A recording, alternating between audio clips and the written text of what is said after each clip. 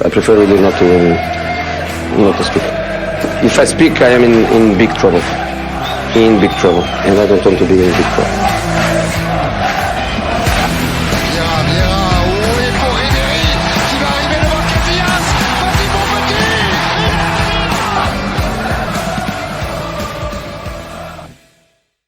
I'm European champion, so I'm not one of the bottle. I think I'm a special one.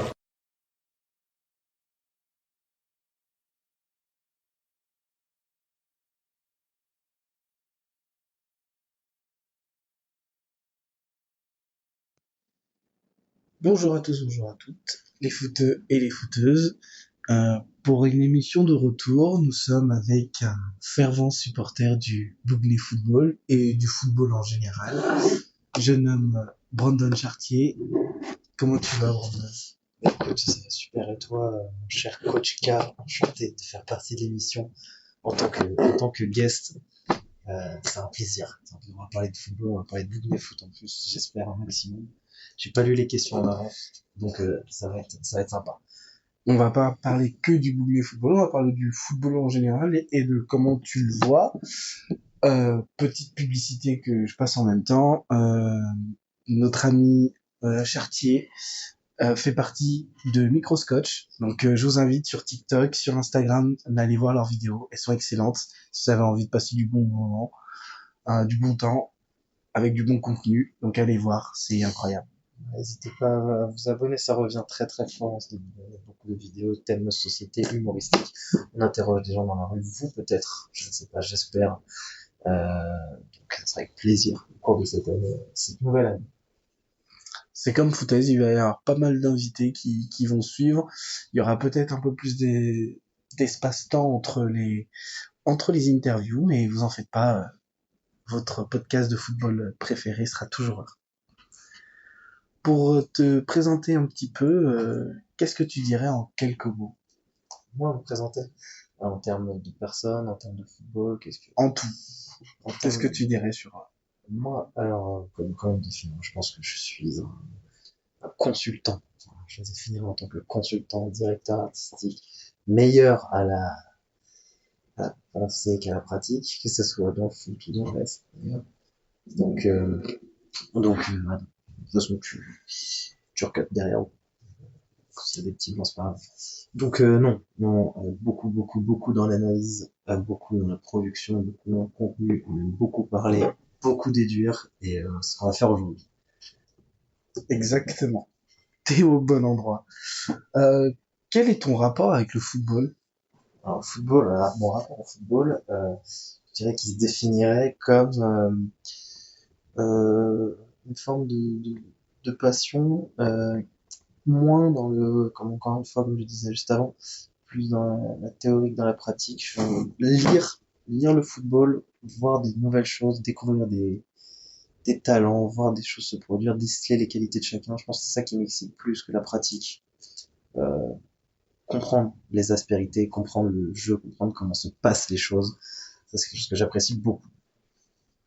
Justement, je vais te parler du côté un peu plus pratique. Pourquoi, en fait, t'as jamais voulu commencer le foot en étant plus jeune? Parce que moi, j'ai toujours été un gamin un peu touché à tout, donc c'est-à-dire que je voulais essayer beaucoup de choses, j'ai pratiqué beaucoup de sports différents. Le foot, c'était un loisir avec les copains. Je sais qu'on a fait ensemble, on a fait pratiquer la Ligue urbaine, malheureusement saison Covid, qui a été coupée sur une très bonne lancée d'ailleurs. J'ai toujours aimé pratiquer en loisir, j'ai jamais pris le temps de prendre ce sport-là au sérieux, pourtant que ce soit un des sports que je préfère. Expérimenter un peu tous les sports. Pourquoi tu dis que tu n'as pas réussi à le prendre au sérieux? Parce que j'ai pas senti que c'était fondamentalement quelque chose qui me concernait. J'ai pas senti que fondamentalement c'était quelque chose qui me concernait. Je me suis toujours plus vu sur le bord d'un terrain, je parle pas sur le banc, que sur que sur le terrain. Ou en tout cas, je pense que je ne me retrouvais pas non plus dans la manière dont est pratiqué le football en France. Mais ça, on pourra parler du football amateur peut-être plus tard. Un football qui est beaucoup plus brut, beaucoup plus athlétique. Ouais, je suis beaucoup plus ma perception du football, même du sport en général, ça va plutôt être quelque chose qui s'apparente aux choses ce qu'on peut retrouver en Espagne. Donc je me reconnaissais pas forcément dans la manière dont est pratiqué le football en France aujourd'hui. D'ailleurs, comment vois-tu le football amateur de ton regard sur un peu les terrains, de ce que tu en as vu, pas que au Bougmé Football, mais en général, que ce soit, je sais que tu as des affinités au Sporting, je sais que tu as pu voir d'autres amis aussi à nous jouer. Comment toi tu le perçois le football amateur aujourd'hui? Le football amateur, je trouve que, alors comparé à certains pays, je trouve qu'il est extrêmement développé, mine de rien. On va pas lui jeter la pierre. Je pense qu'il y a beaucoup de lacunes, notamment, alors, effectivement, qu'on va plus se retrouver du côté de la région parisienne avec des gros problèmes de comportement, de discipline. C'est un vrai problème qui empêche l'éclosion de vrais talents.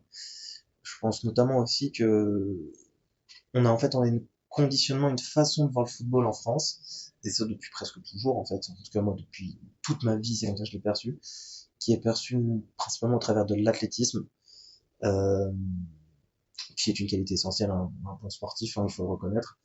Euh, et je trouve que c'est dommage parce qu'on passe à côté de beaucoup de jeunes talents, de gamins qui ont du vrai ballon, qui ont un sens du jeu, qui ont des qualités qui se perdent un petit peu, je trouve, et qui vont s'exporter. Par exemple, prendre le cas d'Antoine Griezmann qui n'a jamais évolué en France dans son parcours junior et qui est directement parti en Espagne parce que c'est là qu'on retrouve beaucoup plus ce genre de footballeurs. Et je pense que s'il y a quelque chose à déplorer, ce serait le manque de polyvalence dans les profils qu'on recherche en France. Est-ce que tu trouves qu'à un moment donné, s'il y a beaucoup de bons joueurs en foot amateur, c'est aussi parce que dans le monde professionnel, d'une part, c'est très compliqué de passer pro, et aussi parce que les recruteurs, les agents, se focalisent que sur certaines qualités que sur d'autres. Je pense qu'en fait, quand un recruteur s'intéresse à un jeune, on va pas parler d'enfants, mais plus de jeunes, je dirais entre 15, donc je crois que il me semble que c'est là où on commence à être préformé dans le langage jusqu'à 21 ans où on est post-formé. Quand des recruteurs vont pas commencer à s'intéresser à ce genre de joueurs-là, ils vont chercher des profils, donc ils vont s'adapter au championnat. La plupart des recruteurs qui opèrent en France sont français et traitent pour des clubs français, la Ligue 1, au club national. Donc en fait, ils vont chercher des profils qui s'adaptent le mieux au championnat. Force est de constater que même si ça a évolué ces quelques dernières années, en France, on pratique un football qui est principalement athlétique. Je dis principalement parce que ça serait ultra réducteur de dire le contraire. Et je trouve qu'en fait, on n'essaie pas de faire évoluer dans le sens technique le football. Donc en fait, on continue d'entretenir ce système où on sait que ça marche, on sait que c'est ce qu'ils veulent, donc c'est ce qu'on cherche à produire, etc., etc. Et c'est une boucle. Et ça marche, mais d'ailleurs, si on regarde en Espagne, ils vont pas chercher des profils athlétiques du tout, ils vont chercher justement une espèce de vista, cette espèce de tiki-taka intrinsèque, leur capacité à prendre le jeu en passe très vite, et ils vont pas chercher autre chose. En fait, c'est un problème, enfin, quelque chose qui se retrouve dans les différents championnats, chacun à leur manière. C'est juste la vision du football en fait qui diffère du pays. On va revenir un peu sur la France. Je vais te poser une question au point de vue social. Vas-y, je t'écoute. À ton avis, en France, pourquoi le football est aussi présent dans la société par rapport aux autres sports, aux autres sports co? Parce que je sais que tu as fait du hand. Oui. Il y a la Coupe du Monde de rugby qui se déroule en ce moment. Aussi. Je sens qu'il y a quand même un petit engouement parce que je pense que la Coupe du Monde est en France, donc ça aide. Mais pourquoi ces sports-là n'arrivent pas à la cheville du football?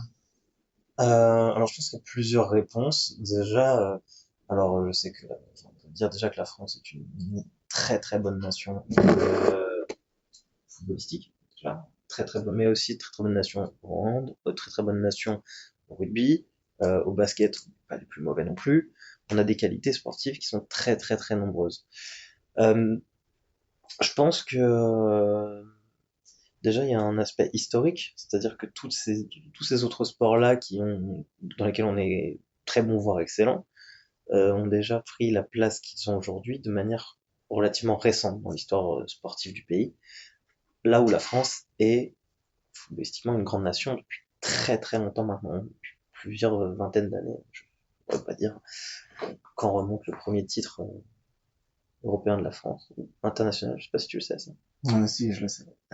C'est quand la première, le premier gros titre? C'est du coup, c'est l'Euro 84. On n'a pas gagné une autre coupe avant, une Non, autre coupe c'est majeure? l'Euro 84 L'Euro 84. qui est à domicile en plus. Ouais, oui, c'est ça. Donc ça fait au moins, ça fait beaucoup, 40 ans. Mm. 40 ans, et sachant qu'on avait déjà une place prépondérante dans le football notamment européen depuis très longtemps. Pour recentrer un peu le sujet, je pense qu'il y a plusieurs choses. Je pense qu'en France, on a aussi beaucoup de joueurs issus de l'immigration, et que le football est déjà quelque chose qui a une grosse place, qui est un des sports majeurs dans quasiment tous les pays d'Afrique. Si on regarde bien, le football, c'est le sport national de quasiment tous les pays africains. Donc je pense que également, donc ça entretient cette chose-là. Et, et à mon avis, il y a cette espèce de, je sais pas, cette espèce d'engouement historique. Je pense que la France a du mal à accepter autre chose. Bon, c'est très français, ça. Enfin, on a notre sport et on va pas aller regarder ailleurs. Ouais, c'est pas faux. Ouais. Mais est-ce que tu penses que la victoire au rugby Mhm. peut peut-être amener quelque chose, un autre engouement par rapport au football? Ou ce sera totalement différent, il y aura pas autant de gens à défiler dans les rues, ce sera pas la liesse comme on aurait pu, comme on a eu en 2018. Beau souvenir 2018. Non, non, mais alors je pense pas que ça ait la même résonance. Je pense pas que ça puisse avoir la même résonance. Par contre, je reconnais moi-même être assez surpris de voir un engouement aussi fort. Donc on est dans le nord, hein. Enfin, tout dépend du point de vue, mais on est relativement dans le nord.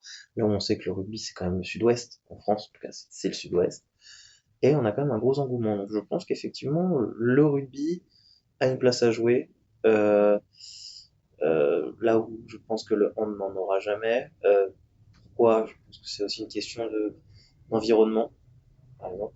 Là où dans un stade de rugby, pourquoi mettre énormément de gens euh, pour voir du hand, tu peux pas loger autant de personnes que ça, ou des sports comme ça, des sports un peu fermés en fait. C'est beaucoup plus compliqué et c'est pareil, c'est des sports qui sont, comment dire, le football on peut le pratiquer n'importe où, on prend un ballon, on va jouer dans la rue. On va pas aller faire du handball sur un trottoir. Donc il y a ça aussi, je pense que c'est la facilité d'accès à ces sports-là qui les rend populaires. C'est pas mal comme conclusion. Ouais. Pas mal comme conclusion. Après, je, le râteau d'aller dans la rue, hein, je pense que pour shooter, c'est pas très très drôle la chute. dans deux voitures. Pour revenir du coup que se recentrer un petit peu sur le football, c'est quoi ton poste préféré À voir ou à pratiquer? à voir? À voir. C'est une bonne question. Moi, je dirais que... Alors, j'ai deux réponses. En termes de regarder vraiment, à purement apprécier visuellement, je pense que ça serait, je pense que ce serait le poste de numéro 10. Donc, enfin, des 10. Ouais, si on va dire le numéro 10. Euh, Parce que c'est spectaculaire, c'est souvent voilà, c'est des gars qui sont capables de voir ce qui se passe dans leur dos, qui sont capables de t'envoyer le ballon là où ils veulent, avec n'importe quelle surface de leurs pieds, qui peuvent parfois dribbler une défense entière pour délivrer la petite passe millimétrée. C'est des mecs voilà, qui sont là pour faire vivre le spectacle. Par contre, mon poste préféré à regarder d'un œil plus sérieux, à lire le jeu, j'hésite. Mais je dirais quand même, ouais, non, je vais quand même dire le 6, la sentinelle. Euh, Merci Monsieur Busquets quand même, si j'ai beaucoup aimé critiquer sur la fin. Mais ce genre de profils qui sont extrêmement intéressants, c'est des mecs qu'on voit pas. Et, euh, et je crois que c'était, il me semble que je dis pas de bêtises, je pense que c'était Guardiola qui avait dit ça, mais il a dit si vous regardez un match du Barça, vous ne voyez pas Busquets, mais si vous voyez Busquets, vous voyez tout le match. Et je trouve que c'est ce qui représente le mieux, parce que c'est les postes de l'ombre, un peu, pourtant qui font tout. C'est vrai que Busquets, dans le travail de l'ombre, je pense que dans toutes les grosses équipes, comme le disait Fabien Garot dans une des interviews que j'ai faites avant, c'est un rôle qu'on ne voit pas beaucoup, mais pourtant, toutes les grandes équipes, on les reconnaît grâce à leur 6. Donc ça veut forcément dire que c'est un poste qui est quand même Oui. très important. Il n'y a pas un champion d'Europe, il n'y a pas un champion du monde sans un grand 6. Si tu regardes l'année dernière Manchester City, tu prends Rodri qui avait assumé ce rôle à un moment donné. Mec, personne n'en parle. Hein. Le mec, il te sort une saison fantastique. Si tu regardes le Real, quand ils prennent la Ligue des Champions, je l'aime pas beaucoup, mais bon, faut Casemiro pour connaître que grand monsieur. Et puis, si tu regardes la France de 2018, parce que j'ai besoin de parler de monsieur N'Golo Kanté, et chacun dans leur rôle différent en plus. Mais ils assumaient ce rôle de 6 à leur manière, et ils étaient capables De sublimer leur de équipe. sublimer leur équipe sans jamais qu'on fasse vraiment attention à eux. On va revenir sur le poste de numéro 10. Est-ce que avec l'évolution du foot, est-ce que tu vois pas que c'est un poste qui est en train de disparaître Ouais. de ton œil, vu que je sais que maintenant, avec le 3-5-2, il y a pas mal d'équipes qui évoluent en 3-4-3 ou en 3-5-2 ou voire même en 4-3-3 avec une pointe basse. On retourne en 2010. Voilà. C'est ça. Et il y a plus forcément de playmaker avec un vrai numéro 10 comme autant d'Ozil ou d'autres joueurs, ce qui fait qu'il y a des joueurs qui ont vite disparu du circuit. Je pense à Rames Rodriguez, par exemple, qui lui est un pur numéro 10. Philippe Coutinho. Philippe Coutinho qui a disparu aussi. Et je pense à notre temps où nous, quand on était plus jeunes, avec des joueurs comme Riquelme, comme Kaka, est-ce que ces joueurs, aujourd'hui, auraient la même renommée qu'ils ont eu quand nous, on était jeunes, à ton avis? Je pense que la question elle est même un peu plus complète que ça, parce que je pense qu'aujourd'hui, si le poste de numéro 10 disparaît, c'est parce que c'est même un peu plus loin que ça. Je pense que c'est aussi parce que le poste d'ailier tel qu'on l'a connu disparaît aussi.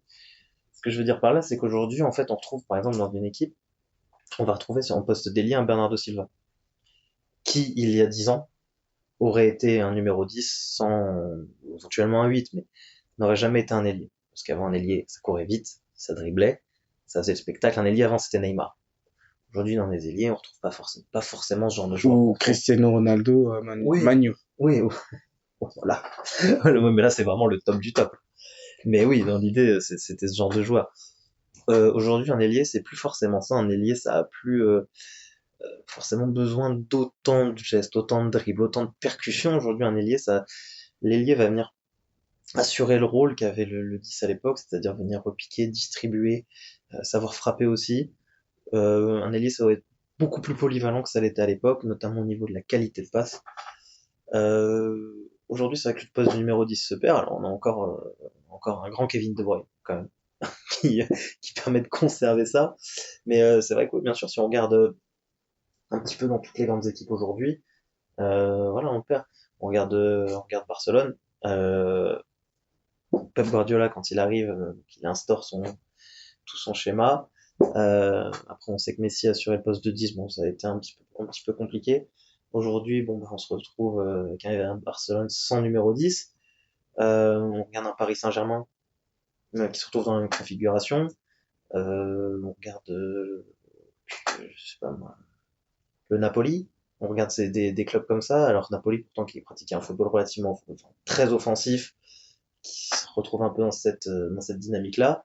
Les seuls qui me font mentir, c'est le Real, du coup, avec l'arrivée de Bellingham, et encore qui va plus avoir ce rôle de faux neuf, donc qui va plus monter dans les phases offensives, donc on n'a encore pas sur le numéro 10, comme on disait avant, un James, un Coutinho, ou ce genre de mec.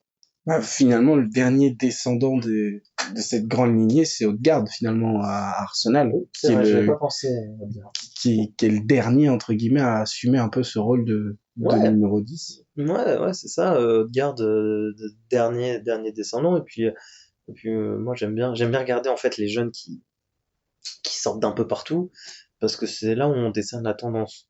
On voit très vite la tendance qu'il y a dans les postes, dans l'avenir, en fait, ils se décernent dans les postes, et on voit ce que les clubs essaient de former à ce moment-là. On regarde du côté du Borussia Dortmund, gros formateur en Europe, ou même de l'Ajax d'Amsterdam, qui eux ont tendance à sortir des jeunes talentueux en grand nombre. Il n'y a pas de gros numéro 10 qui semble prometteur. Même si on va à côté de la Masia, on a des mecs, on a des talents incroyables qui sont sortis, on a des Gavi, des Baldé, des mecs comme ça, mais aucun vrai numéro 10, aucun qu'on va se dire, bon, lui, je le vois avec le 10, centraliser le jeu, distribuer, tout diriger, non. Moi, j'en vois pas, à chaud comme ça. Donc oui, donc ce poste est entre guillemets en train de un peu de disparaître parce que les compositions d'équipe font aussi que ce poste disparaît. Oui, c'est ça, les compositions, enfin, les schémas tactiques évoluent. Je trouve que la défense à 3 est en train de revenir énormément, hein. Le Catenaccio, ça revient fort. Euh, En Italie, moi je trouve que les équipes italiennes commencent à revenir énormément sur le devant de la scène, donc à venir proposer un peu ces schémas-là à nouveau. Euh, je pense qu'il y a sûrement une forme d'influence euh, à ce niveau-là. Après, le football évolue. Je pense qu'aujourd'hui, en fait, c'est toujours en fait, je pense que cette recherche de l'athlétisme n'y est pas pour rien non plus. Je pense qu'il y a aussi cette étendue-là où en fait on veut des joueurs costauds, physiques, puissants, résistants et tant pis si c'est pas Zidane, quoi. C'est con, mais bah voilà, bah tant pis si c'est pas Zidane. On préfère un mec qui joue 70 matchs par saison que Zidane ou Ronaldinho. Justement, ça allait être ma question d'après. Zidane ou Ronaldinho. Comment évolue ta vision du football? Est-ce que tu sens il y a une magie qui se perd? Ou est-ce que, bah non, en fait, les joueurs sont effectivement plus athlétisés que ne pouvait l'être Ronaldo, le Brésilien, par exemple, Ouais. ou d'autres joueurs. Je vais prendre le cas, par exemple, très connu, bah, Eden Hazard. Je pense Ouais. qu'il y a 10 ans, Eden Hazard, je pense qu'il ne finit pas la carrière comme il l'a fini aujourd'hui, parce que il y a des attendus physiques qui ne sont peut-être trop durs pour lui. Alors, c'est plusieurs questions. Juste faire un biais par hasard. Hazard, c'est dommage.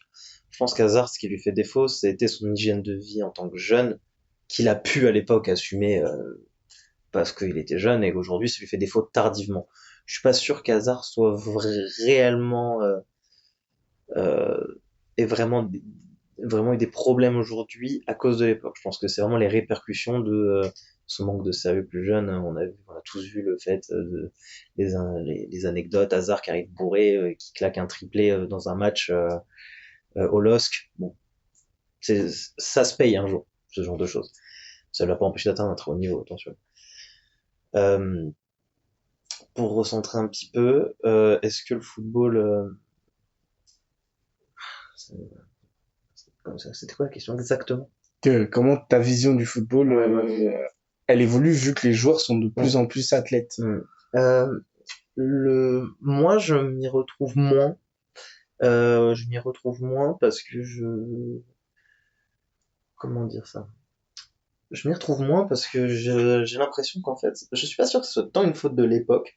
Je pense que en fait, tout est générationnel. Je pense que faut pas oublier aussi qu'on a eu une génération dorée avec Messi, Ronaldo, suivi très peu de temps après par des mecs comme Neymar. Euh, on se dit oui, le football a changé, le football a changé, le football a changé. Je suis pas si sûr que ça soit que ça. Je pense aussi que c'est des mecs qui sont arrivés tels des extraterrestres à un moment donné, qu'on a eu une chance, les étoiles se sont alignées pour nous pondre des génies du ballon. Je pense que oui, à l'époque, on a eu de la chance, on a pu voir s'affronter dans des classicos Iniesta et Modric. Oui, je pense qu'on a pu voir une rivalité Ramos-Piqué. Je pense qu'on a pu voir des serial buteurs comme Lewandowski ou Luis Suarez, des mecs qui, même si c'était pas des grands dribbleurs, transpiraient le football par leur sens du but. Euh, je pense que c'est juste une question de génération, et aujourd'hui on retrouve des mecs spectaculaires. On retrouve des mecs comme Haaland, qui sont incroyables. Je pense qu'il y a énormément de jeunes prodiges un petit peu partout. Bon, là, c'est que les débuts, mais ce qu'on voit l'arrivée de Bellingham au Real, elle est très prometteuse. Il y a des mecs comme Kamavinga qui sortent d'un peu nulle part et qui sont capables de jouer à tous les postes de manière excellente. Si tu veux chercher un petit peu en Italie, t'as des mecs comme Leao, le mec qui transpire le football à plein nez, il te met un but, il te fait un smile en plein match. Non, je pense que c'est une question de génération, mais je pense que le plus gros problème, il est pas tant dans la façon de pratiquer le football, mais il est à la fois dans l'identité. Je pense qu'il y a une identité qui se perd parce qu'on veut un peu aseptiser déjà les discours. Quand on dit Ronaldinho, machin chouette, rien à foutre, ça aujourd'hui tu peux plus le dire. Hein, c'est à l'époque on te sort ça à la télé sans aucune pression. Aujourd'hui tu peux plus trop te permettre de dire des trucs comme ça. Euh, je pense qu'on essaie d'aseptiser un petit peu les mecs. Donc en fait ils perdent de leur identité. Je pense que les joueurs qui seront les idoles de demain euh, nous font forcément moins vibrer que celles qui étaient nos idoles à nous. Mais je pense que c'est juste parce qu'on n'est plus des enfants. Non, il y a plus cette magie, peut-être. On est plus dans le sens des réalités, tu crois? Plus dans le sens des réalités, je pense que en fait quand t'as 10 ans que tu joues au football et qu'en fait un matin, enfin un soir t'allumes ta télé, un soir de Ligue des Champions et que tu vois un mec de 19 ans qui s'appelle Lionel Messi qui te sort un truc de dingue pour son premier match en Ligue des Champions, qui te triple toute une défense comme si t'étais sur FIFA en mode facile. Je pense que ouais ça te fait rêver. Maintenant quand tu l'as vu faire pendant 15 ans et que d'un seul coup on te met Erling Haaland. Alors oui, c'est impressionnant, mais tu retrouveras jamais ce truc qui t'a fait vibrer quand t'as 10 ans et que tu dis, ouais, je veux être ce mec. Tu vois. Ouais, c'est vrai. C'est pas faux. On va se recentrer un tout petit peu sur toi. Est-ce qu'un jour, tu aimerais apporter quelque chose au monde du football amateur? Moi, j'adorerais être coach. J'adorerais être coach. Alors, faute de temps, faute de détermination, je ne sais pas. Euh, je pense que déjà, pour être un bon coach, il faut d'abord connaître ses propres faiblesses. Je pense que pour ça, il faut vraiment travailler le métier de coach. C'est pas juste comprendre le football ou arriver à déterminer des mécanismes logiques ou un placement tactique intelligent. Je pense que c'est aussi une capacité à analyser une situation et surtout avoir plusieurs cordes à son arc, être capable de savoir réagir, avoir plusieurs idées en tête, plusieurs plans. Je pense que c'est vraiment une compréhension du truc. Euh, ouais, moi j'adorerais. Ouais. Si un jour le fait est que j'ai le temps, bien sûr, avec grand plaisir. Est-ce que tu penses que dans le fait d'être coach, il y a un peu de psychologie, de sociologie à faire? Ouais, ouais. Je pense que bah faut demander à Zidane, je pense qu'il saura répondre, mais il dira sûrement la même chose que moi. Mais je pense qu'en fait, si tu comprends les mecs que t'as en face de toi, tu peux en faire ce que tu veux. Je pense qu'en fait, si tu regardes le mec en face de toi et que tu sais à qui t'as affaire intrinsèquement, et pas juste sur ce qu'il montre, parce qu'un mec va te montrer une partie de ses capacités au moment où tu le regardes. Mais si tu comprends qui t'es en face de toi, tu sais vraiment ce qu'il est capable de faire. Et ça, je pense que c'est le plus dur. Savoir si tu dois jouer en 4-3-3, en 3-5-2 ou en fonction de la tactique adverse, bon, c'est pas si important. Par contre, quand tu connais la qualité de tes gars et que tu sais exploiter intelligemment, il n'y a pas de raison que ça se passe mal. Est-ce que tu trouves qu'aujourd'hui, les coachs manquent un peu de psychologie parce que il y a trop d'obligations de résultats et qu'on oublie un peu les tactiques entre guillemets. Enfin, il y a plus de, on est peut-être trop dans une génération où on veut tout de suite gagner et moins produire quelque chose. Je sais Voilà. qu'il y a quand même une attente des résultats qui est quand même très très forte par rapport à, peut-être parce qu'aussi on était gamin et on se rendait pas compte avant, mais je sens que les entraîneurs peuvent se faire virer plus facilement aujourd'hui. Au niveau amateur ou au niveau professionnel? Les deux? Les deux. Dans le monde professionnel, oui, c'est un fait. Alors, il y en a qui vivent des immunités diplomatiques. Hein. Je suis pas sûr qu'il y a certains coachs qui gardent des places qui ont des fois on se demande s'ils devraient les garder ou pas. Mais peut-être que on se pose cette question aujourd'hui parce que c'est logique de virer un coach après une mauvaise saison. Je dis pas que c'est la bonne logique, mais je dis qu'aujourd'hui c'est spontané. On voit, je prends l'Olympique de Marseille. Tudor fait pas une mauvaise saison. Pourtant, il s'en va. Sampaoli, la saison d'avant, on pense qu'on veut. Moi, je trouve que pour une première année, on n'est pas du tout mal sorti. Bon, on lui a même pas laissé de deuxième chance.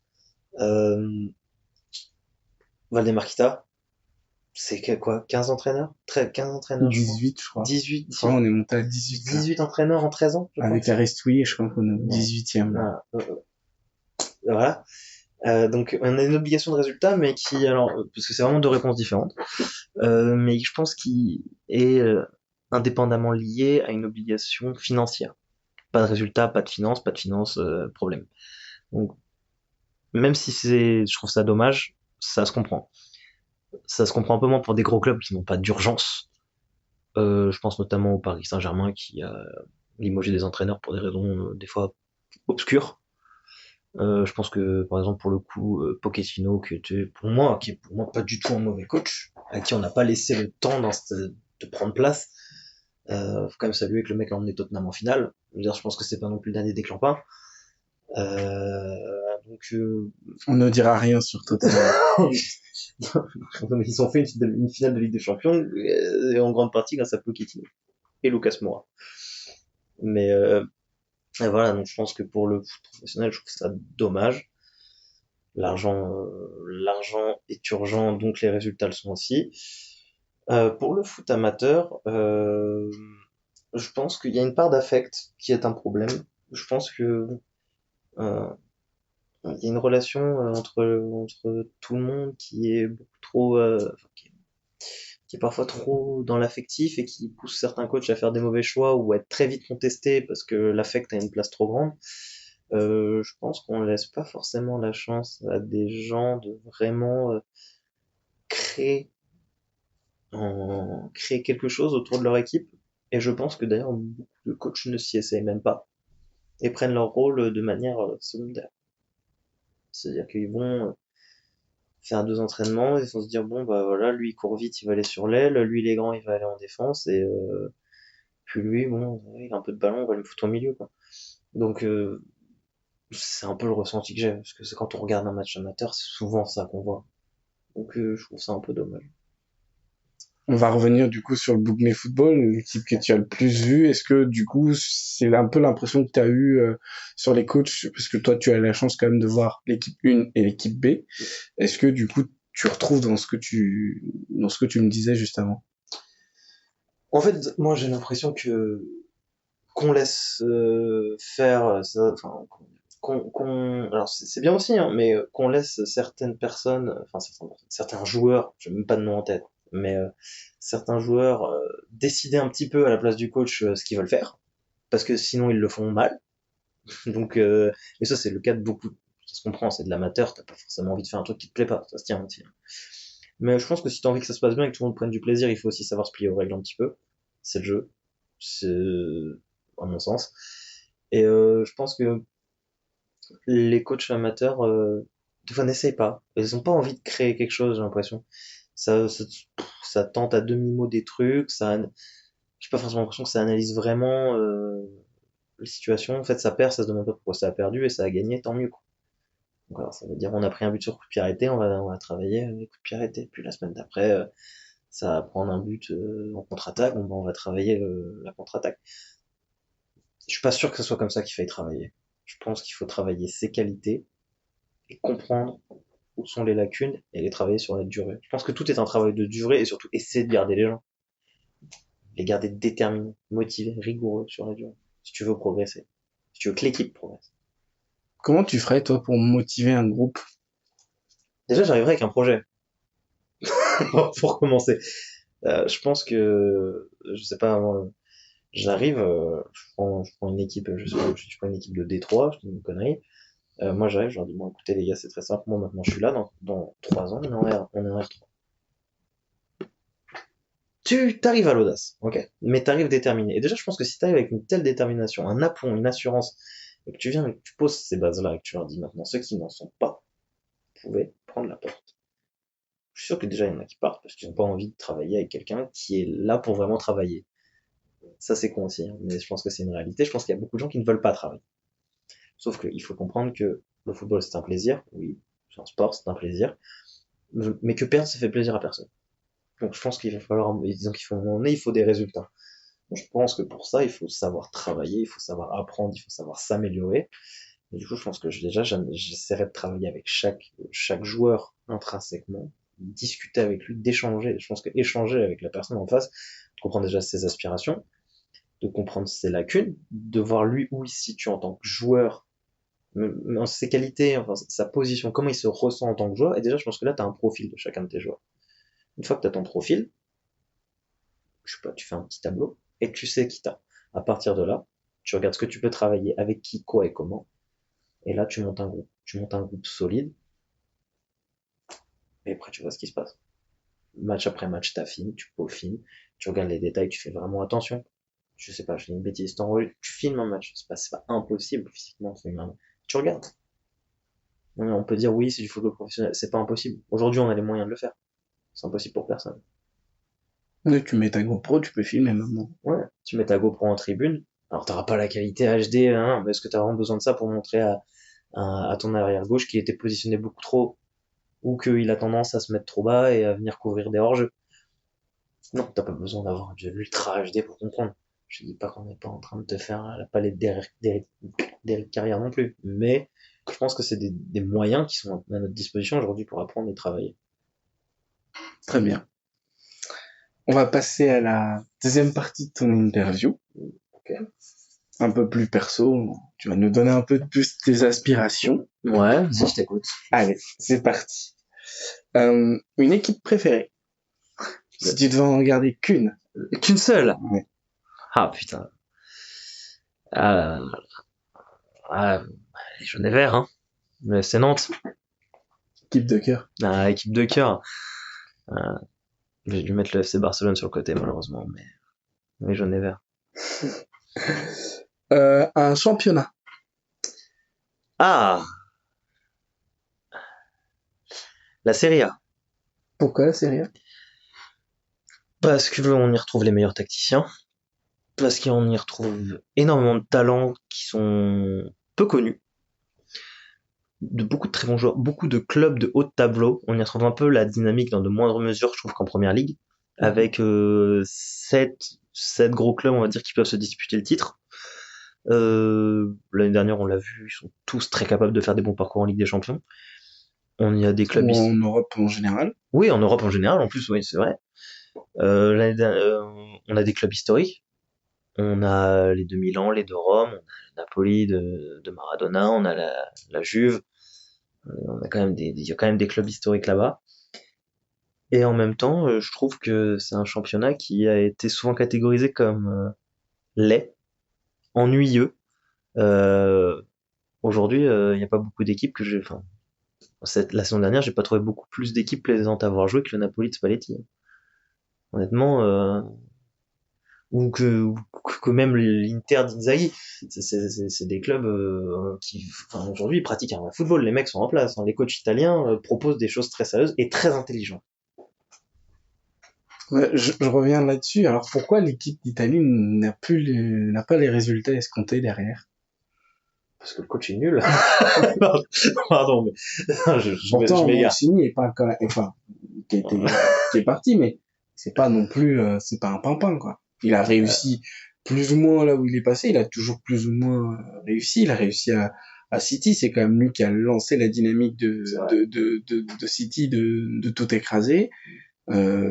Partout où il est passé, Mancini a quand même eu des bons résultats. Donc pourquoi bon, il gagne quand même un euro, mais Il gagne un pourquoi euro. de- Non, Mancini, non, en réalité, c'est juste que moi, j'ai jamais pu adhérer avec la personne, mais c'est pas le problème. Pourquoi l'équipe d'Italie n'y arrive pas? Je pense que on peut retrouver dans une moindre mesure le même problème qu'avec l'Angleterre. On retrouve des mecs qui s'affrontent toute l'année, qui se connaissent très bien, mais qui, je pense, ne s'apprécient pas forcément, n'ont pas les bonnes connexions. Parce qu'il y a trop de rivalité entre Ouais. les clubs et Parce que c'est que des rivalités sincères. Alors je dis pas que les mecs ne s'aiment pas, je pense pas que les mecs se détestent, mais je pense qu'il y a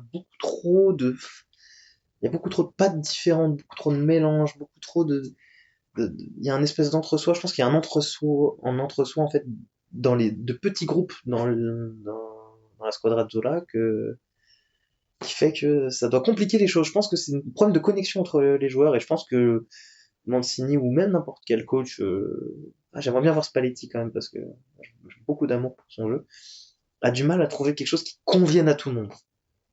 bah c'est pourtant paradoxal parce que en 2006, si tu regardes tous les joueurs, donc t'as Totti qui joue à la Roma, Oui. Del Piero qui joue à la Juve, Camoranesi aussi, Zambrotta, je sais plus s'il est non, je crois qu'il est au Barça à ce moment-là. C'est 2006 Non, et je Non, crois qu'il est, non, il est encore il- à la Juve. Je non, crois qu'il est il est encore à pas la au Juve. Barça en 2006, en Bretagne. Il est encore à la Juve. Enfin, il y avait encore ce brassage, il y avait encore deux, trois joueurs de l'Inter. Donc, pourquoi maintenant, alors que, enfin, les rivalités, pardon, sont toujours aussi fortes, pourquoi aujourd'hui les résultats ne suivent pas?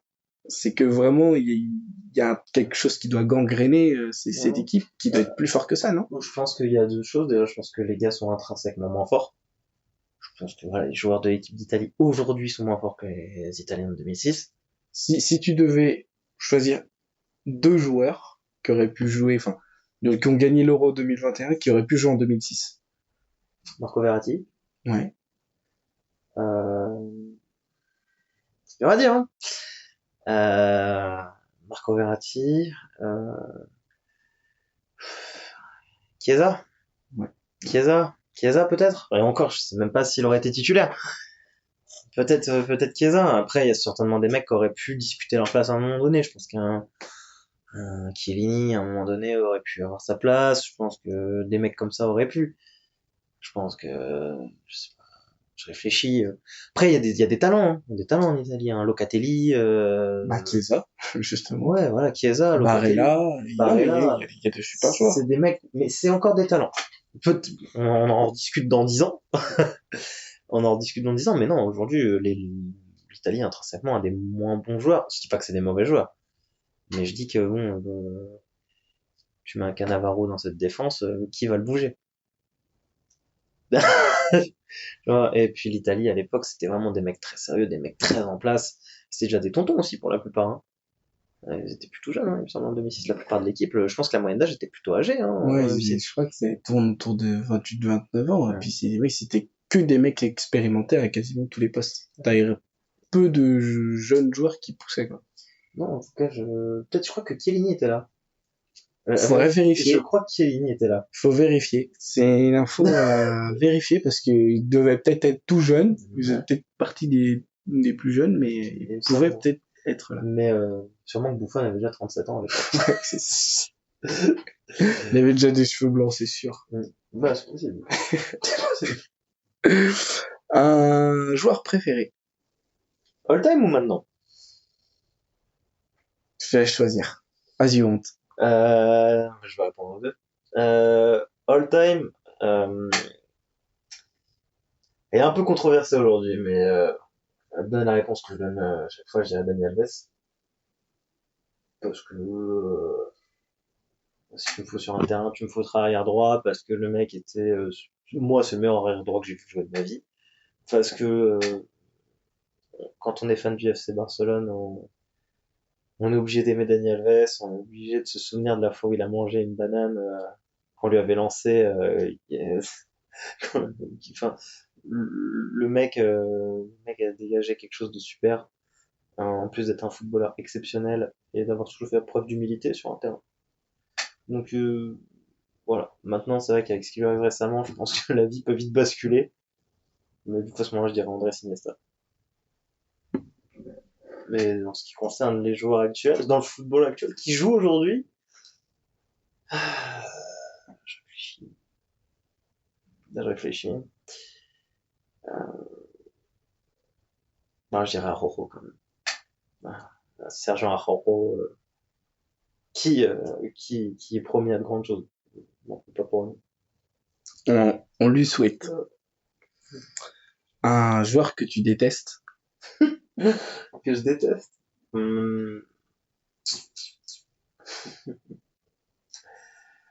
C'est dur, il y en a pas mal que j'aime pas. On réfléchit. Pas dire de bêtises. Mec que je peux pas me voir. Kylian Mbappé, hein. Kylian Mbappé. J'ai réfléchi, vraiment mais- cru que t'allais me sortir Diony. Je me suis Loïs dit, Diony. ouais, que ça allait vraiment Non, être- mais parce que Loïs Denis, je l'ai en grippe parce que je comprends pas ce qu'il fait sur un terrain de football. Mais j'ai rien contre lui, il joue pas dans mon club.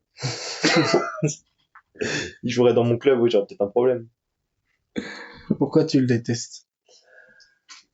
Parce qu'il représente exactement ce que j'aime pas. Il représente un football aseptisé. Euh, il est de ce qu'on appelle, pour moi, il a le syndrome du faux, sauveur. du faux sauveur, le faux excellent joueur. Je m'explique parce que là, je vais me faire insulter là très vite. Mbappé marque beaucoup de buts, oui.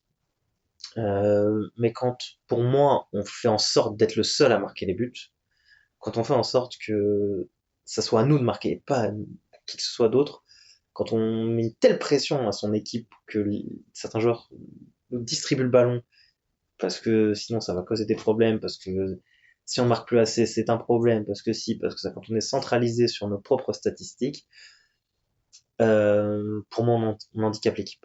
Moi, je préfère une équipe qui gagne 4-0 avec 4 joueurs qui marquent qu'une équipe qui fait 2-2 avec deux buts du même mec. Après, lui, je suis pas certain que ça soit son raisonnement.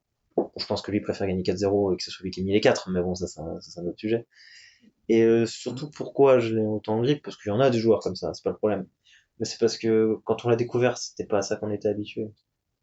On était habitué à un électron libre, un gamin explosif, qui pensait pas. Il jouait à l'instinct. On lui donnait un ballon, il faisait le mieux ce qu'il avait à faire avec le ballon.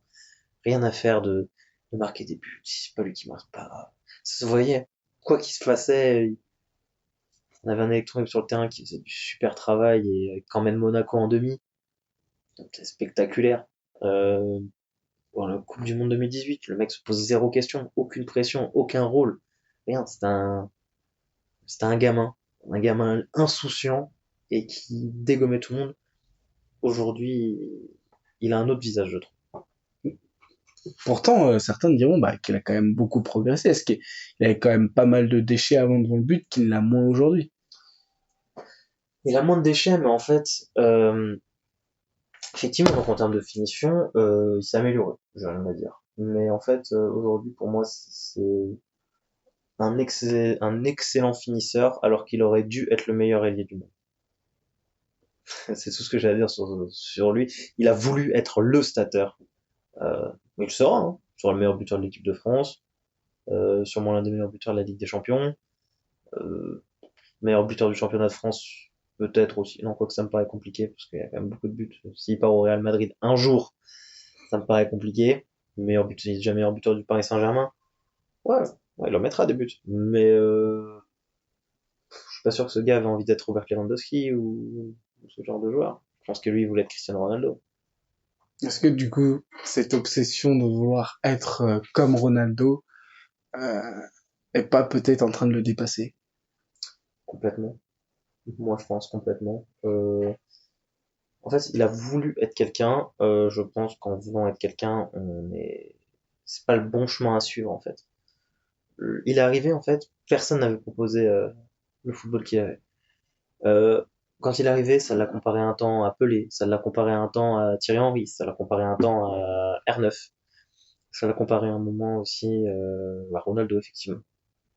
Mais en réalité, c'était Mbappé. Il n'y avait pas d'autre mec que lui. C'était Kylian Mbappé l'autin, le jeune monégasque de 50 kilos. Tu lui passais un ballon, le mec courait partout et te prenait toujours et avait une prise de décision incroyable. Des fois, ouais, c'est sûr, il ratait devant le but, des fois. Mais à 17 ans, c'est grave. Moi, je jette pas la pierre, le mec, il en Monaco en demi-finale, il aura fait un championnat de France. Ça va. Je pense qu'il y a pire. Il sort une Coupe du Monde stratosphérique en 2018. Et après, il a voulu devenir un buteur et depuis, Bah, sa Coupe du Monde, pour certains, n'est pas mauvaise. pour certains. Mais est-ce que, est-ce qu'avec, moi je pose la question, si tu mets Benzema à sa place, qu'est-ce qui se passe?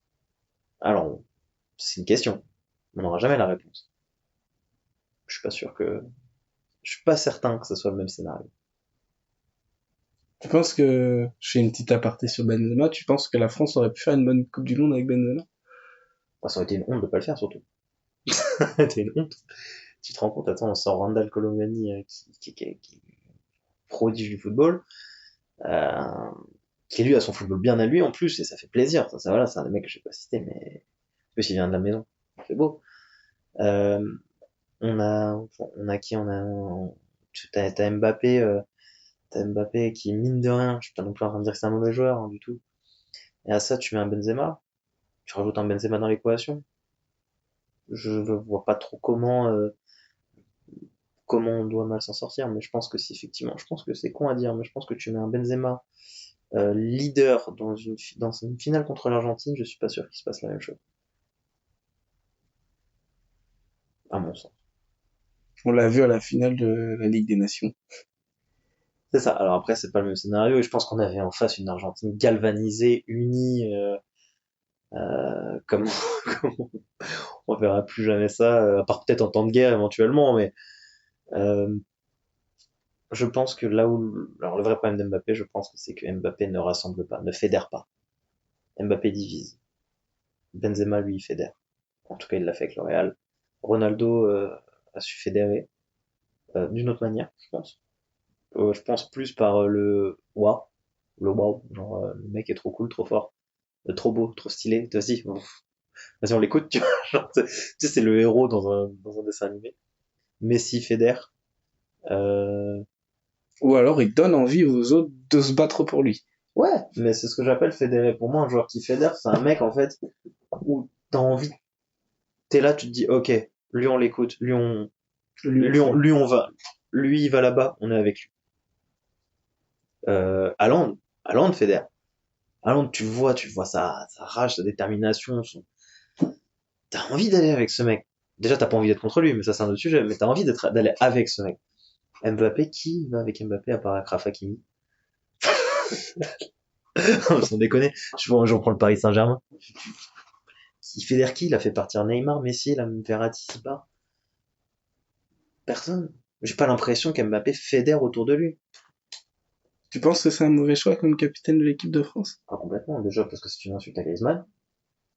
Déjà, qui pour moi est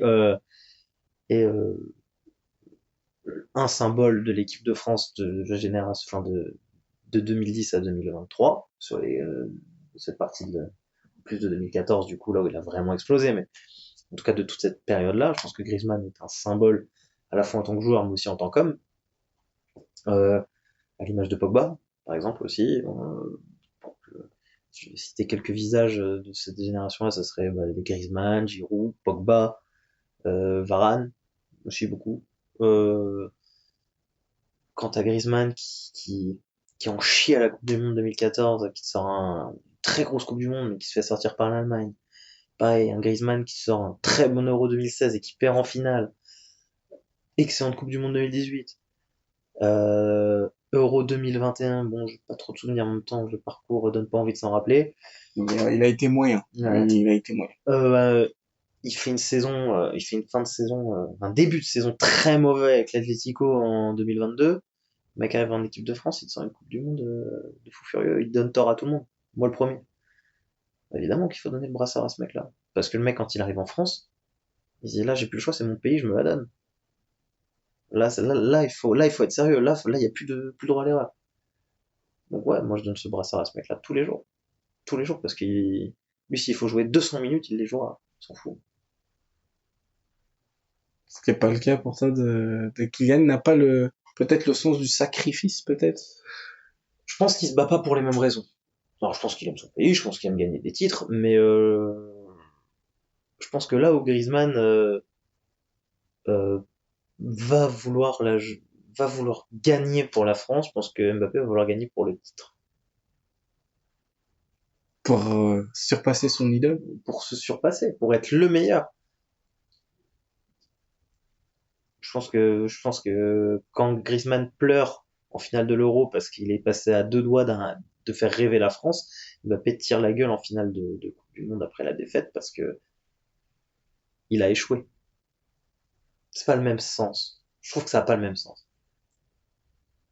Est-ce que tu trouves que dans cette dualité un petit peu Griezmann Mbappé, il y a aussi il y avait un peu la même chose peut-être entre Messi et Ronaldo dans la perception peut-être du football. Parce que Messi était plus un passeur, même s'il a marqué des tonnes de buts. Ouais. Était plus un passeur au départ que Ronaldo. Ronaldo est vraiment devenu, pour moi, Ronaldo, c'est vraiment un attaquant. Depuis 10 ans, il peut jouer attaquant pur dans n'importe quelle équipe. S'il était pas au Real, s'il n'y avait pas Benzema, il serait numéro 9 dans n'importe quelle autre équipe. Oui. et ça poserait aucun souci. Ses stats ne changeraient quasi pas. Non, faudrait juste prendre un ailier gauche, quoi. C'est ça, exactement. Un mec qui lui apporte des centres. Ouais, et encore, après, je suis pas sûr que ça aurait été plus judicieux, mais dans l'idée, je trouve que Messi et Ronaldo, c'est différent. Ronaldo avait cette culture de la gagne, mais je pense que Il se l'est inculqué, je pense. Ouais. Ronaldo, en fait, c'est sa rigueur de travail. Je pense qu'en fait, le mec se la donne, se la donne, se la donne, se la donne, et en compétition avec lui-même, avec lui-même. Mais je pense qu'il oublie pas les fondamentaux. Je pense que Ronaldo, il avait envie de gagner quelque chose avec le Portugal. Enfin, il l'a gagné, mais je pense qu'il avait envie de gagner la Coupe du Monde avec le Portugal. Et je pense que, et je suis pas sûr que ce soit que parce que ça lui manque à la galerie des trophées. Je pense que c'est un peu, en fait, si tu veux reparler d'Mbappé, je pense que c'est ce qui lui fait défaut. Ronaldo donne cette impression de vouloir tout gagner pour avoir tout gagné. Je pense que c'est plus complexe que ça. Je pense que ça joue aussi sur son travail d'image, et je pense que je suis pas sûr qu'Mbappé arrive à lire la nuance. Ou à appliquer la nuance. Je pense que Ronaldo oui, il est pas content quand il échoue, et il donne cette image de mec qui va pas être content quand c'est pas lui qui va marquer. Mais je pense, parce que le mec se met la barre super, super haute, mais je pense que passer les 5 minutes où c'est pas lui qui a marqué, il est super content. Pour son équipe, parce qu'en vrai, je pense que c'est le plus important. Puis parce qu'il s'impose aussi, comme tu le dis, une forme de rigueur Mm. et que pour lui, c'est inconcevable de pas participer, entre guillemets, à la victoire de son équipe. Ah oui, bah il a envie il a envie d'y participer, mais c'est un compétiteur. On va refermer la parenthèse, Oui, la parenthèse Ronaldo. la parenthèse Ronaldo et la parenthèse Mbappé. Euh, une tactique préférée? Le 4-3-3. Le 4-3-3, 4-3-3 point de basse, avec, Frankie de Jong en 6. Non, mais le vrai 4-3-3, hein. Attention, pas le 4-3-3 moderne, donc le vrai 4-3-3 avec encore une fois, donc là on retrouve ces ailiers percutants. Ou alors un ailier percutant, un ailier polyvalent. Donc ça me plaît bien. Donc, classique, donc avec la vraie sentinelle, milieu relayeur, et effectivement donc un ailier type Neymar ou type Leao, peut-être plus moderne, et un autre ailier type Bernardo Silva, qui permet de venir coulisser éventuellement en casquette 2. Ça, ce genre de système, ça me plaît bien. Ok. Ton meilleur souvenir en tant que supporter? Ah là, alors là, il y en a plusieurs, hein, c'est compliqué. Bien choisir. Ah, celui qui, là, dès qu'on te dit meilleur souvenir, le premier qui remonte.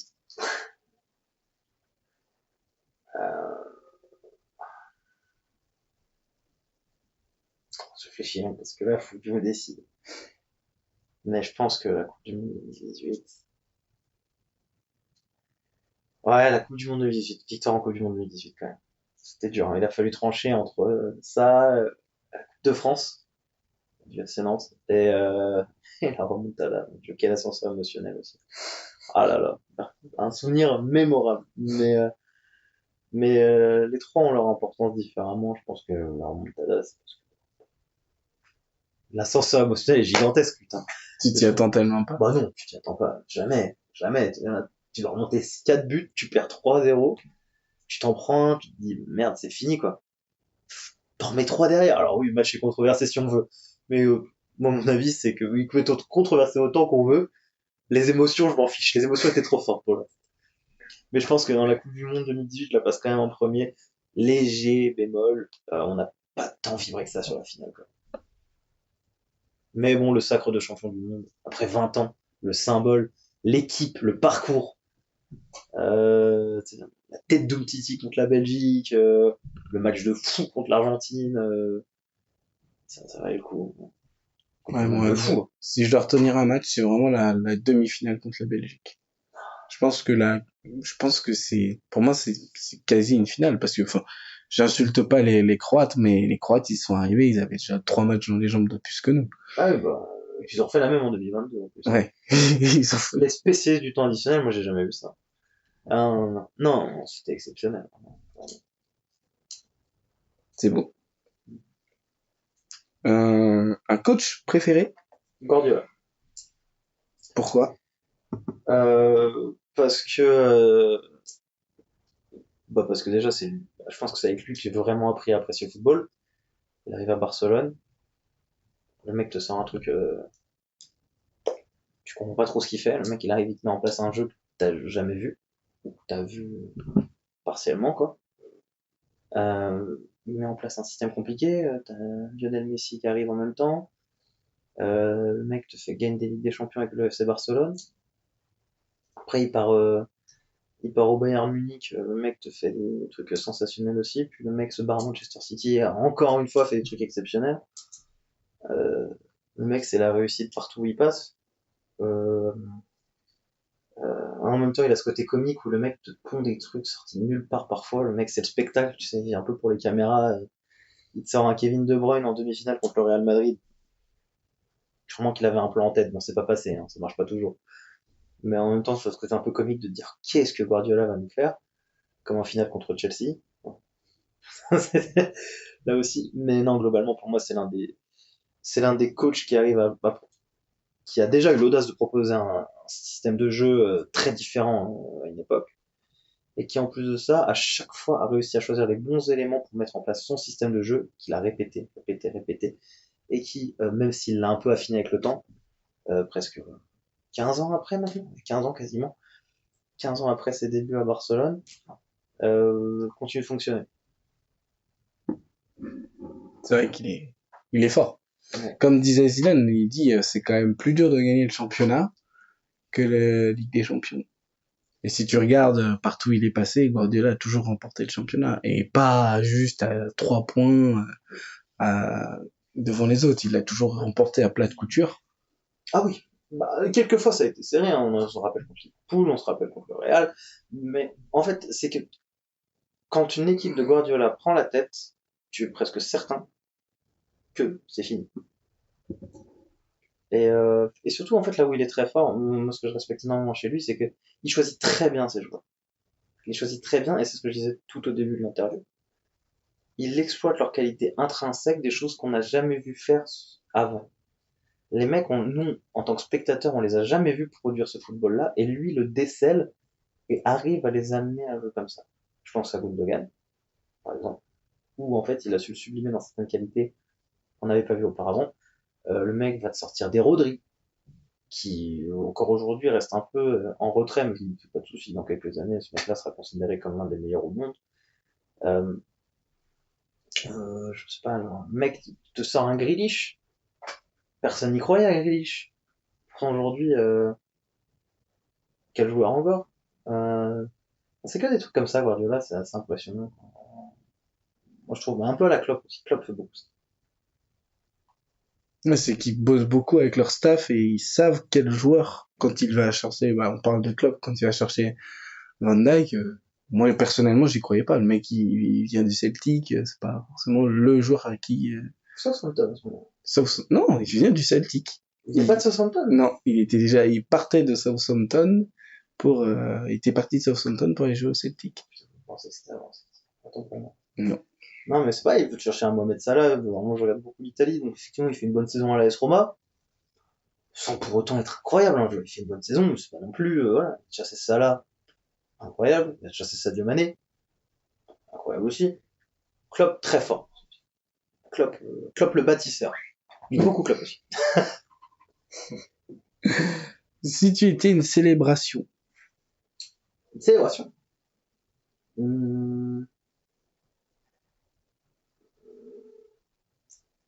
La célébration de Messi au Bernabeu qui monte son maillot. Je m'étais douté que ça allait être celle-ci. Parce qu'en fait, en réalité, alors certes, elle est iconique, c'est pas tant que personnellement je me reconnais particulièrement là-dedans, c'est juste que j'en ai pas d'autres qui viennent. Non, si, j'en ai une. Ah, pardon, je vais corriger. La célébration boule à 4 étoiles d'Aubameyang lors du Classico Barça. Alors celle-là est magnifique. Je la trouve sublime. C'est bizarre, c'est que des victoires qui servent à rien. que des victoires pour flex. Ouais, mais ça on aime ça. On prend quand même. À deux doigts de me citer la célébration de Fekir Contre Saint-Etienne. de Saint-Etienne. J'ai bien aimé elle aussi. Ah, celle-là, elle est incroyable. Moi, ce qui me tue, c'est l'envahissement de terrain derrière. C'est le divertissement. Ah bah c'est l'entertainment. C'est ce qu'on aime. C'est pour ça qu'on vit. C'est pour ça qu'on aime le foot. Un stade que tu aimerais visiter. J'ai déjà visité le Camp Nou. Je dirais San Siro. C'est marrant. Beaucoup de fois, ça revient beaucoup quand même, San Siro. Mais alors attention parce que moi il y a 3 stades que j'ai vraiment envie de faire. Donc je dis San Siro, mais j'aurais pu te répondre le Borussia Park et le Johan Cruyff Arena. Mais en fait c'est juste que San Siro c'est plus au sud, donc plus on monte plus il fait froid. C'est Et que Milan est une ville où il y a des choses à faire là où.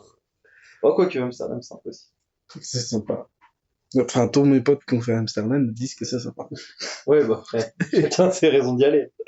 Exactement. Une musique qui représente le mieux le football.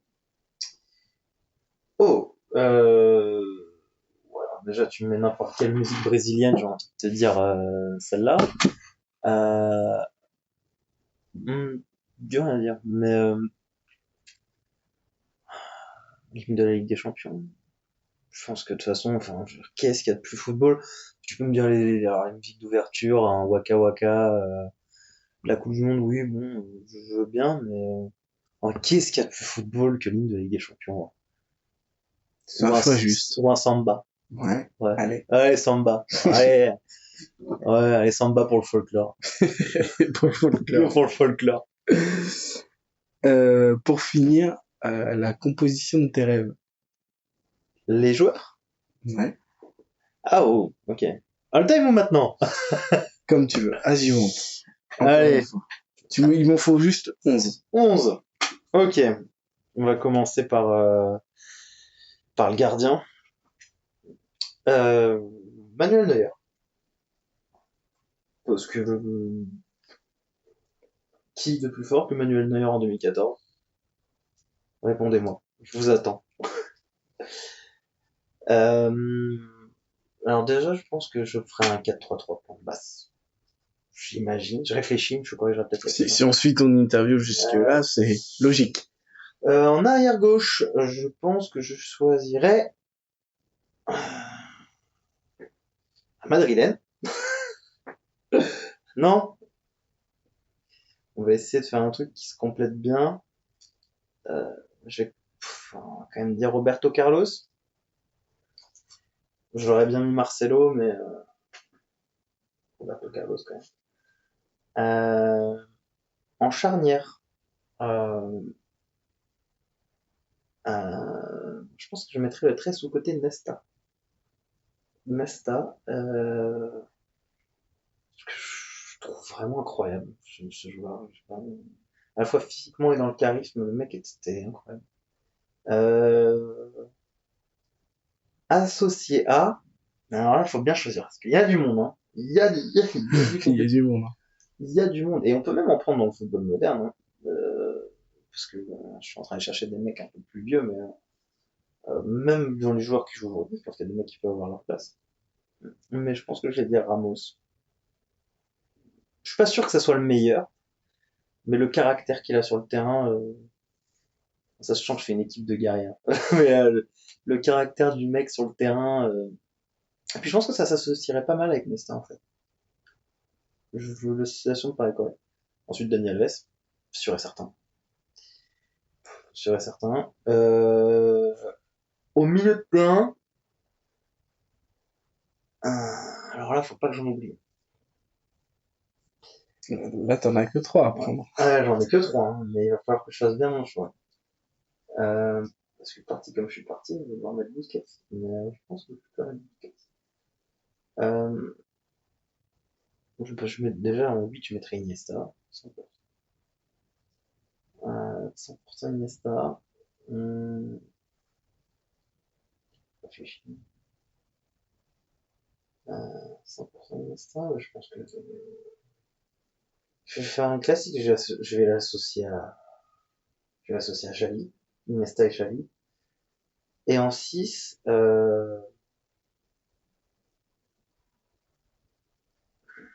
moi un truc qui me correspondrait bien. Un truc qui me correspondrait bien, moi je pense que je mettrais un Makelele. En vrai de vrai Makelele. Parce que je suis pas certain que ça soit si déconnant. Parce qu'en termes de milieu récupérateur, ça me paraît pas déconnant. Je réfléchis, hein. Dis-moi si t'en as un qui te vient en tête, là. J'essaie de faire un truc cohérent. Ben, moi, j'avais Casemiro. Casemiro, ouais, mais Casemiro, ça marche aussi, hein. Ça marche aussi très bien, mais plus fort que moi, je peux pas le mettre. Donc, ça sera Makelele. Sinon, Ça sera Makelele. Sinon, t'avais Patrick Vieira. Moi, je pensais à Patrick Ouais, Vieira, de ouf. Moi, j'en ai plein. Après, moi, j'ai Gilberto Silva, j'ai... Ouais, mais c'est vrai que moi, Makelele, j'aime bien le caractère, en fait. C'est le caractère, je trouve que le caractère, t'as des mecs plus forts, hein. Tu pouvais te mettre, genre, je pourrais te mettre un Kimmich, par exemple, hein, qui est pas moins bon, je trouve. Mais c'est moins de caractère. Ouais. Et moi, j'aime les mecs de caractère. Bah, Et, tu devrais aimer Casemiro, alors. oui, mais il est dans l'équipe d'en face, Casemiro, c'est pas possible. Et puis, et ensuite, en attaque, bon, bah, je pense que je vais répondre la même chose que j'imagine tout le monde. Messi, Cristiano Ronaldo et forcément Ronaldo Nazario. Parce que je pense que de toute façon, est-ce qu'on pourrait faire un meilleur trio d'attaque?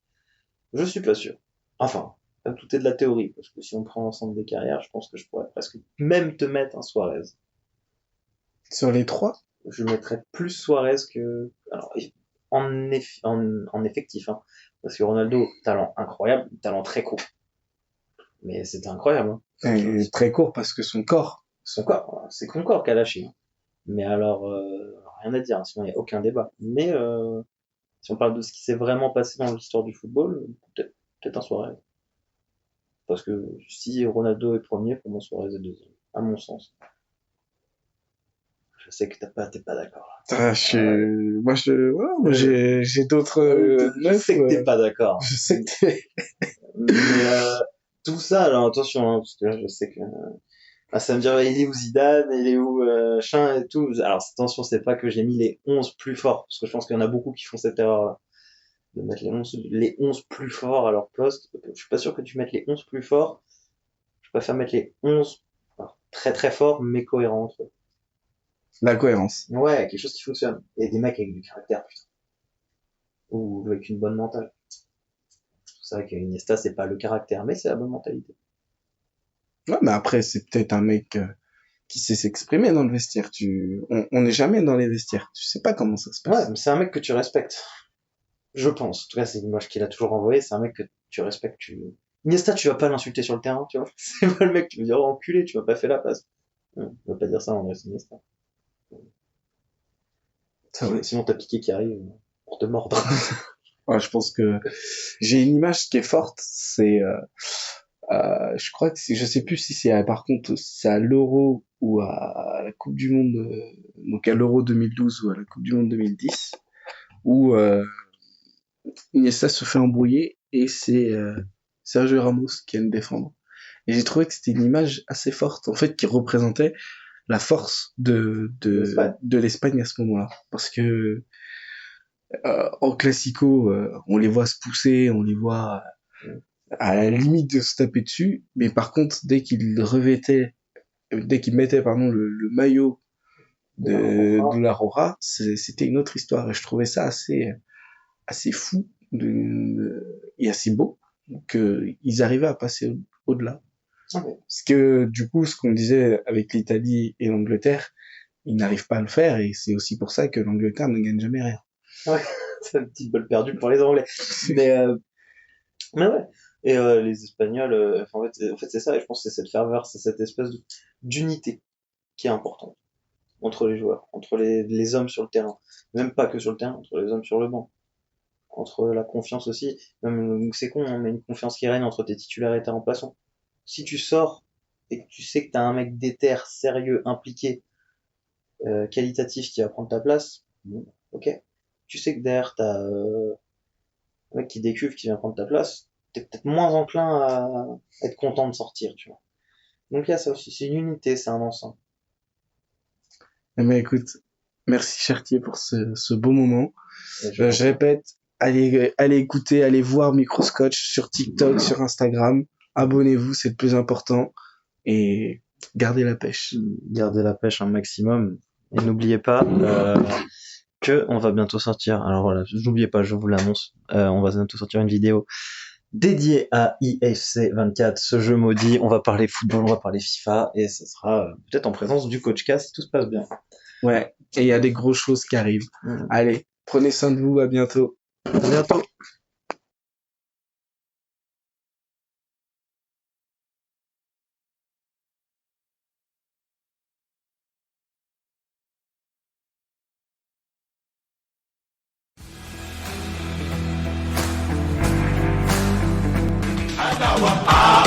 Django, Django,